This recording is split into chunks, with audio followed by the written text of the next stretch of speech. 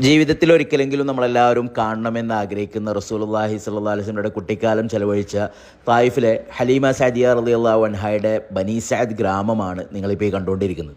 അക്കാലത്തെ ഖുറൈശികളുടെ ഒരു ആദത്തനുസരിച്ച് ഒരു കുട്ടി പ്രസവിച്ചാൽ 2 വർഷത്തേക്ക് അവരെ ഗ്രാമങ്ങളിലേക്ക് പറഞ്ഞയക്കുന്ന ഒരു രീതി ഉണ്ടായിരുന്നു. ആ ഒരു രീതിയുമായി ബന്ധപ്പെട്ട് റസൂലുള്ളാഹി സ്വല്ലല്ലാഹു അലൈഹി വസല്ലം ഈ ഒരു ബനി സഅദ് ഗ്രാമത്തിലായിരുന്നു 2 വർഷത്തോളം ഉണ്ടായിരുന്നത്.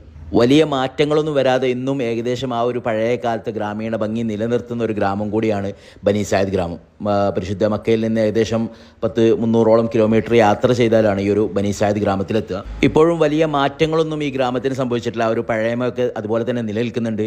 ഇപ്പോഴും ആടിനെ നോക്കുന്നവരും ആട്ടിടയന്മാരും അതുപോലെ തന്നെ കൃഷിയും കാര്യങ്ങളുമായിട്ടൊക്കെ ജീവിക്കുന്ന ഒരു ഗ്രാമമാണ് ഈ ബനി സഅദ് ഗ്രാമം എന്ന് പറയുന്നത്. പലപ്പോഴും ഈ ബനി സഅദ് ഗ്രാമത്തിലെത്തുമ്പോഴാണ് എന്തുകൊണ്ടായിരുന്നു അന്നത്തെ ഖുറൈശികൾ ഈ കുട്ടികളൊക്കെ ഈ ഒരു ഗ്രാമത്തിലേക്ക് പറഞ്ഞയച്ചത് എന്ന് നമുക്ക് മനസ്സിലാവും. കാരണം മക്ക എന്ന് പറയുന്നത് ഒരു പുൽനാമ്പ് പോലും മുളക്കാത്ത ഭൂമി എന്നാണ് ഖുർആനിൽ തന്നെ പറയുന്നത്, ഗൈരി ദീ സറഇൻ എന്ന്.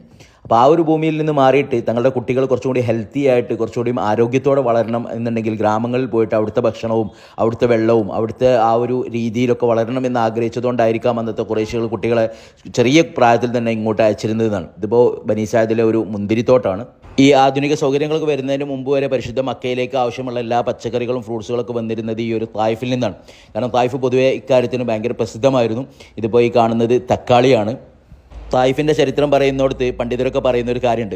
മഹാനായ ഇബ്രാഹിം നബി അലൈഹി ഇസ്ലാമിൻ്റെ ദ്വാൻ്റെ പ്രതിഫലമാണ് അത്ര തായിഫിൽ ഈ ഒരു കൃഷിയും ഈ ഒരു കാലാവസ്ഥയും കാര്യം. കാരണം ഹിജാസിൽ എവിടെയും ഇല്ലാത്തൊരു കാലാവസ്ഥയാണ് തായിഫിൽ. ഇവിടെ നല്ല തണുപ്പാണ്, ഏത് സമയത്തും എല്ലാ കൃഷിക്കും അനുയോജ്യമായ ഭൂമിയാണ്. അതിന് കാരണം പറയുന്നത് ഇബ്രാഹിം നബി അലൈഹി ഇസ്ലാമിന് കൽപ്പന വന്നു ഹാജറ ബിയും ഇസ്മായിൽ നബി അലൈഹി ഇസ്ലാമിനെ മക്കയിൽ ഉപേക്ഷിച്ച് പോകാൻ.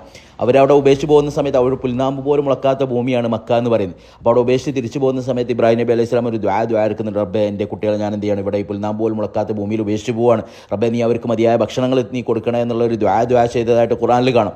ആ ദ്വാൻ്റെ ഒരു ഇജാബത്ത് എന്നുള്ളവർക്ക് ഷാമിൽ നിന്ന്, ഇന്നത്തെ സിറിയൻ്റെ ഭാഗത്ത് നിന്ന് ഒരു വലിയ ഭൂമിയുടെ ഒരു കഷ്ണം മുറിച്ച് മഹാനായ ജിബ്രീൽ അലൈഹി സ്വലാം ഇവിടെ കൊണ്ടുപോയി വെച്ചു എന്നൊക്കെയാണ് ചരിത്രകാരന്മാർ പറയുന്നത്.